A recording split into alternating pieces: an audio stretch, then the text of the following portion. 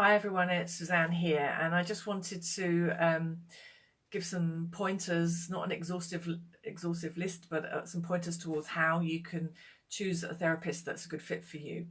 Because a lot of people just haven't got a clue, and they don't even know what questions they could ask or what information they could find out beforehand.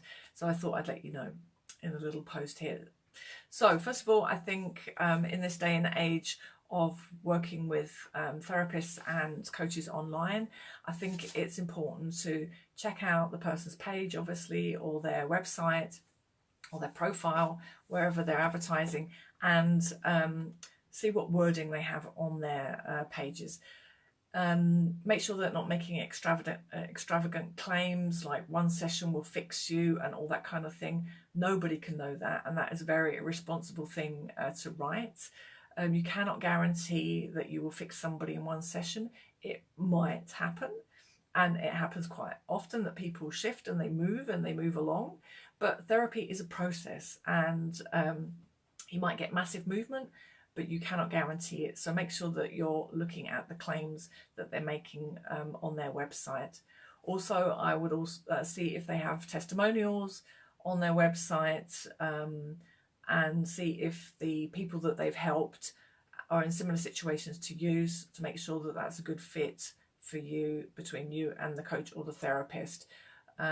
Also, I would see if they are a member of a professional association, if they've got that written on their website or their page, and if not, ask them, and see if they have any FAQs perhaps as well, or see if you can make have a free consultation call with them, because I think you've got to be able to actually talk to the person before you sign up for something like this. It's a very big step to decide to do therapy or coaching, and it's quite an investment often, financially, but also obviously emotionally and all that kind of stuff as well. But the rapport and the trust has got to be there. So if you haven't actually talked to the person first, you're going to be very apprehensive about doing it. And if you've talked to them, you can ask the questions. You can see if you like that person, if you think you could work with them, then that's a really important thing. So a free consultation call, I think, is something that you should be able to do with a therapist or a coach. If they don't offer something like that, I would perhaps be a little bit cautious. Right, and I think that's about it really. Apart from the last point, which is really, really important, is setting a goal. 20 years ago, I did psychotherapy for 2 whole years, every single week, because I had depression. And afterwards, looking back with hindsight, I really honestly couldn't tell you what I achieved in those 2 years. I felt better, but I'm not quite sure how, on what was better. I did an awful lot of work myself as well. I really started my self-development journey back then, and I read tons, and I really immersed myself in the whole personal development journey. So I'm not even sure what part of it was the psychotherapy, what part of it was the self-work. Set a goal.